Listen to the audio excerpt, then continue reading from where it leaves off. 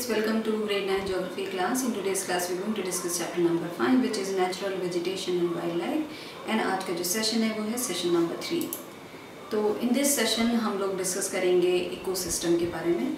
Plants occur in distinct groups of communities in areas having similar climatic conditions। तो plants जो हैं वो होते हैं डिस्टिंक्ट जो ग्रुप ऑफ कम्युनिटीज़ हैं इन एरियाज जहाँ पे सिमिलर क्लाइमेटिक कंडीशन होती हैं, तो वहाँ पे एक प्लांट्स जो है वो होते हैं। The nature of the plants in an area to a large extent determines the animal life in that area. When the vegetation is altered, the animal life also changes। तो जो nature of plants होता है किसी भी area में वो एक large extent अगर हम लोग देखें वो डिटरमिन करता है कि animal life how is the animal life in that area. तो the nature of the plant जो है वो डिटरमिन करता है कि एनिमल लाइफ कैसे होगी उस एरिया में to a large extent. When जो वेजिटेशन है वो ऑल्टर हो जाता है तो एनिमल लाइफ जो है वो भी चेंज हो जाती है because they are completely belonging on that। तो अगर वो चेंज होता है वेजिटेशन सो जो वाइल्ड लाइफ है जो एनिमल लाइफ है वो भी चेंज हो जाती है उसके साथ। All the plants and animals in an area are interdependent and interrelated to each other in their physical environment, thus forming an ecosystem।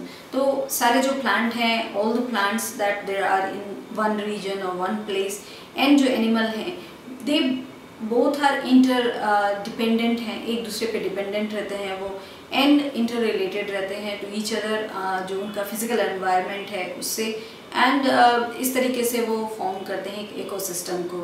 तो both the plants and also the animal living in that area, तो वो जो area है वो जो reason है जहाँ पे प्लांट्स एंड एनिमल्स हैं वो एक दूसरे के ऊपर इंटरडिपेंडेंट हो जाते हैं एंड ऑल्सो इंटररिलेटेड हो जाती हैं। And that is why if the vegetation will change then जो एनिमल लाइफ है वो भी चेंज हो जाएगी because they are dependent on that atmosphere. अगर वो एटमॉस्फेयर चेंज होगा, अगर एनवायरनमेंट जो फिजिकल एनवायरनमेंट है वो चेंज होगा तो फिर they will also move on to other places.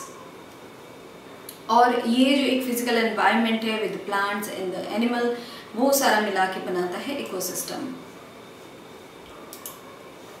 So this is what we can see कि areas जो हैं so this is what we can see here it is area in percent and यहाँ पे different जो states हैं उनके नाम दिए हैं एंड ये actual forest area जो है वो है। तो different जो हमारे यहाँ states हैं उनमें कितना forest का area है वो यहाँ पे दिखाया गया इस ग्राफ में। Human beings are also an integral part of the ecosystem। तो not only plants and animals, human beings जो हैं वो भी ecosystem का ही एक part हैं। तो we all are part of the ecosystem। जो तीन animal भी हैं उसका part हम लोग human भी हैं and also जो plants हैं, तो सारे जो मिल के हैं वो ecosystem को बनाते हैं। How do the human beings influence the ecology of a region? They utilize the vegetation and wildlife। तो जो एक ह्यूमन बींग्स हैं वो किस तरीके से इन्फ्लुएंस करते हैं जो इकोलॉजी होती है एक रीजन की बिकॉज वी जस्ट डिस्कस कि अगर वेजिटेशन चेंज होगा तो जो जो वहाँ पे एनिमल लाइफ है वो भी चेंज हो जाएगी। बट हाउ अदर ह्यूमंस जो हैं वो किस तरीके से इन्फ्लुएंस कर रहे हैं इकोलॉजी जो एक रीजन की है वो किस तरीके से चेंज करते हैं या उसको इन्फ्लुएंस करते हैं।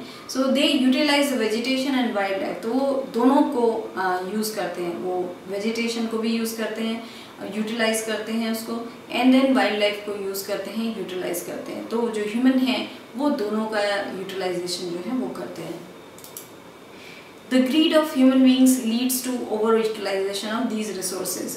They cut the trees and kill the animals, creating ecological imbalance। तो ह्यूमन की एक प्रॉब्लम है कि ह्यूमंस को ग्रीड हो जाती है। सो दे थिंक जो नेचुरल रिसोर्सेज हैं दे आर इन अबंडेंस, वो कभी ख़त्म नहीं होने वाले, बट नथिंग लाइक दैट।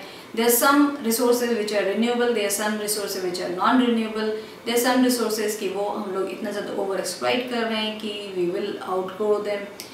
तो इसलिए ह्यूमन की जो ग्रीड है दैट लीड्स टू जो ओवर यूटिलाइजेशन है रिसोर्सेज का उनको वो करते हैं ह्यूमन बींग्स, वो ट्रीज़ को कट करते हैं और दे किल एनिमल, एंड जिससे वो इकोलॉजिकल जो इम्बैलेंस है उसको क्रिएट करते हैं। तो वी मस्ट हैव सीन कि आप लोगों ने भी देखा होगा कि ट्रीज़ कितने सारे कट किए जा रहे हैं बिकॉज ऑफ नए जो टाउनशिप आ रहे हैं उसके लिए। तो ट्रीज़ इतने सारे लगे होते हैं उनको काट देते हैं because they need the space, they need the land. उसके लिए इंडस्ट्रीज आती हैं तो पेड़ कट जाते हैं, एंड इस तरीके से जो हम लोग इकोलॉजिकल बैलेंस है उसको हम लोग ख़राब कर रहे हैं। As a result, some of the plants and animals have reached the verge of extinction. So, this is why some of the animals are being extinct, on the verge of extinction है, कुछ extinct हो चुके हैं, and also कुछ plants भी हैं ऐसे जो extinct हो चुके हैं या फिर on the verge of extinction है। This is all because of humans जो हैं वो अपनी greed की वजह से they are over exploiting, वो ओवर एक्सप्लॉइट कर रहे हैं हर चीज़ को, प्लांट्स को, एनिमल्स को, नेचुरल रिसोर्सेज को, and that is why some things have reach the level कि वहाँ पे वो एक्सटिंक्ट हो जाएंगे। Do you know that a very large ecosystem on land having distinct types of vegetation and animal life is called a biome?